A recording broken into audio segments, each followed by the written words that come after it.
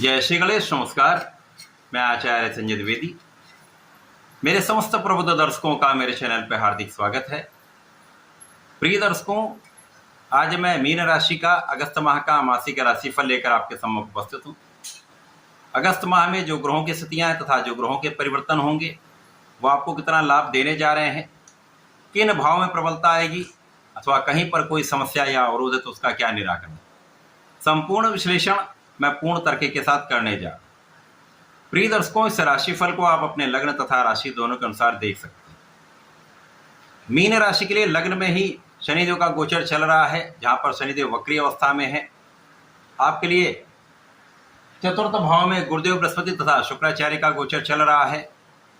आपके लिए पंचम भाव में सूर्य और बुध का बुधादित्य योग बना हुआ जो अत्यंत प्रबल है। आपके लिए षष्ठम भाव में केतु है। आपके लिए सप्तम भाव में मंगल का गोचर आरंभ हो चुका है तथा आपके द्वादश भाव में राहु का गोचर चल रहा है। इस माह में 11 अगस्त को बुध वक्री से मार्गी हो जाएंगे, एक राशि आगे की ओर गमन इनका आरंभ हो जाएगा। 17 अगस्त को सूर्यदेव राशि परिवर्तन करके षष्ठम भाव में जाएंगे, जहां पर केतु के साथ इनका युति प्रभाव आरंभ होगा। 21 अगस्त को शुक्राचार्य राशि परिवर्तन करके पंचम भाव में जाएंगे, जहां पर बुध के साथ इनका महायोग बनेगा। 30 अगस्त को बुध राशि परिवर्तन कर लेंगे तथा षष्ठम भाव में प्रवेश कर जाएंगे। जो माह की स्थिति दिख रही वहां पर लग्न के स्वामी चतुर्थ भाव में स्थित है, तो लग्न तो अत्यंत प्रबल है, जहां पर चतुर्दशम का संबंध लग्न से बन रहा है, जहां पर शुक्राचार्य के साथ इनका गोचर चल रहा है जो आपको अत्यंत प्रबल स्थिति प्रदान कर रहा है। तो जब लग्न प्रबल होती है तो आपकी मानसिक, आर्थिक तथा शारीरिक समस्याएं कम होती हैं। आप इस समय में ऊर्जावान रहते हैं, इस समय का आप समुचित उपयोग कर पाते हैं। अब ज्ञान के कारक गुरुदेव बृहस्पति की राशि है, तो यहाँ पर नैसर्गिक रूप से धैर्य होता है, ज्ञान होता है। तो इस समय ज्ञान तो आपका बढ़ेगा ही। जो जातक पढ़ाई कर रहे हैं उनके लिए अत्यंत श्रेष्ठ समय है, जब आपको आपके पढ़ाई में एक अच्छा लाभ प्राप्त हो रहा है, सफलता की प्राप्ति हो रही है। इसी प्रकार से इस माह में जो लोग प्रतियोगिता परीक्षा की तैयारी कर रहे हैं उनको सफलता के अवसर प्राप्त होंगे।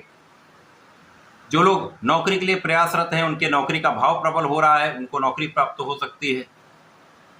इस माह में आपके सोचे हुए कार्य पूरे हो सकते हैं। इस समय, इस माह में जो स्थितियां बन रही हैं प्रारंभिक समय से वो आपके लिए अत्यंत लाभकारी हैं। तो लाभ की वृद्धि तो निश्चित रूप से हो रही। आप किसी भी क्षेत्र में हो, नौकरी में हो, व्यापार में हो तथा प्रोफेशन में हो, सभी स्थितियों में आपके लाभ की स्थिति पहले से कई गुना बढ़ने वाली। लग्न में शनिदेव हैं और शनिदेव का प्रभाव वक्री अवस्था का है, जिसके कारण लग्न पर इनका प्रभाव आपको कर्मठ बनाने वाला है। यद्यपि यहाँ पर आलस्य का गुण आ सकता है, आपको आलस्य से बचना चाहिए, काम को टालने की प्रवृत्ति से आपको बचना चाहिए। परंतु शनिदेव यहाँ पर आपके कर्म क्षेत्रों को अत्यंत विस्तृत कर रहे हैं। अब लग्नेश का प्रभाव भी कर्म क्षेत्र पर है, शनिदेव का प्रभाव भी कर्म क्षेत्र पर है तथा गुरु का प्रभाव लग्न पर भी है और शनि पर भी, जिसके कारण ज्ञानवान, कर्मठ तथा आप कर्तव्यनिष्ठ रहने वाले हैं। आप अनुशासन में कार्य करने वाले हैं, आप निष्ठा के साथ अपने कार्य में लगे होंगे तथा आप न्यायोचित रहने वाले हैं, जिसके कारण आपको आपके कार्य क्षेत्र में संपूर्ण सफलता की प्राप्ति निश्चित है।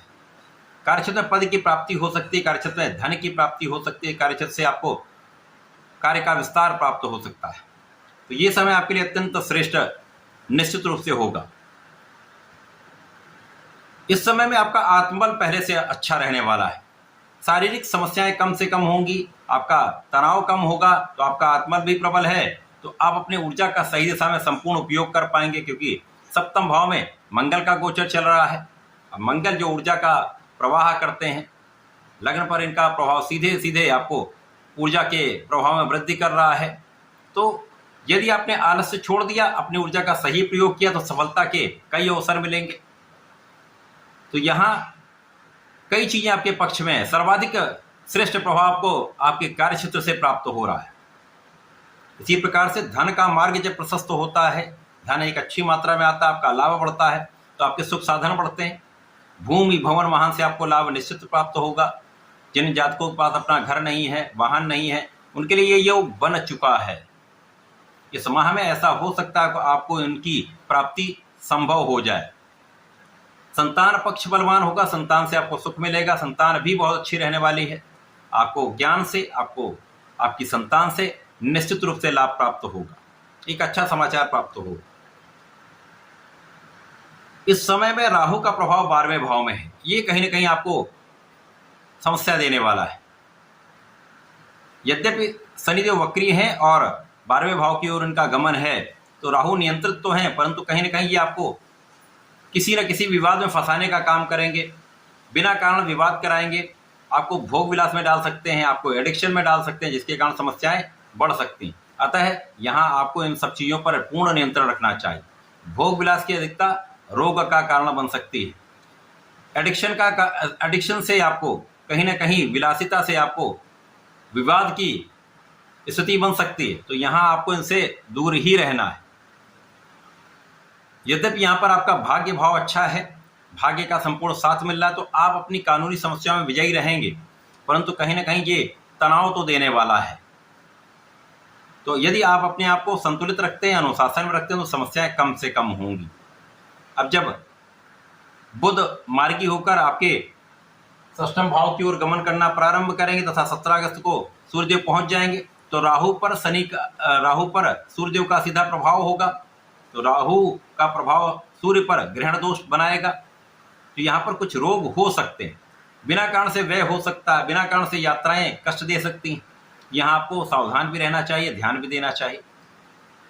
शत्रुओं पर विजय होगी, परंतु कहीं ना कहीं शत्रु बनते रहेंगे, उनका पराभव भी होता रहेगा, लेकिन ये कहीं ना कहीं आपको तनाव देता है। जब शुक्राचार्य पंचम भाव में जाएंगे तो यहाँ पर लक्ष्मी योग बन जाएगा। अब आपको ज्ञान से, शिक्षा से, संतान से संपूर्ण लाभ प्राप्त होगा। एक अच्छी संतान प्राप्ति का, संतान से सुख प्राप्ति का पूर्ण योग बन चुका है। अब यहाँ पर आप धन प्राप्ति के संपूर्ण अवसर पा पाएंगे, धन वृद्धि के अवसर आपको प्राप्त हो पाएंगे, सुख संपदा में आप वृद्धि कर पाएंगे। था यहाँ पर क्योंकि मीन राशि के लिए पराक्रमी शुक्राचार्य हैं तथा आपके लिए अष्टम भाव के स्वामी, तो यहाँ पर कहीं ना कहीं से आपका परिश्रम आपके लिए नए अवसर देने वाला होगा। अचानक धन प्राप्ति का योग बन सकता है, आपके आध्यात्मिक गुणों में वृद्धि हो सकती है, पूजा पाठ में आपका मन लगेगा। तो ये समय आपके लिए अनुकूल है, इस समय का आपको लाभ लेना चाहिए। अब जब 30 अगस्त को बुध भी आपके षष्ठम भाव में चले जाएंगे, तो यहाँ से आपको बहुत ध्यान देने की आवश्यकता होगी, क्योंकि जड़ दोष भी होगा, ग्रहण दोष भी होगा, आपको स्वास्थ्य समस्याएं हो सकती हैं, मौसम के रोग हो सकते हैं, बिना कारण से तनाव हो सकता है, बिना कारण से व्यय हो सकता है, और इनमें आप थकान का अनुभव करेंगे। धन बिना कारण से जाता है तो समस्याएं भी होती हैं, इन सब चीज़ों में आपका मन व्यथित हो सकता है। तो इस माह में प्रारंभिक समय से एक अच्छा समय है, परंतु माह का अंत कुछ कष्ट देने वाला है। तो इस माह में इस कष्ट से बचने के लिए आपको संकट मोचन की शरण में रहना चाहिए, हनुमानाष्टक का नित्य पाठ करना चाहिए। प्रत्येक मंगल शनिवार बजरंग बाण का 7 बार पाठ करेंगे तो समस्त समस्याओं से आप बचेंगे, कष्टों से बचेंगे, समय का उपयोग कर पाएँ। तो ऐसा करके इसका लाभ लें। धन्यवाद, नमस्कार।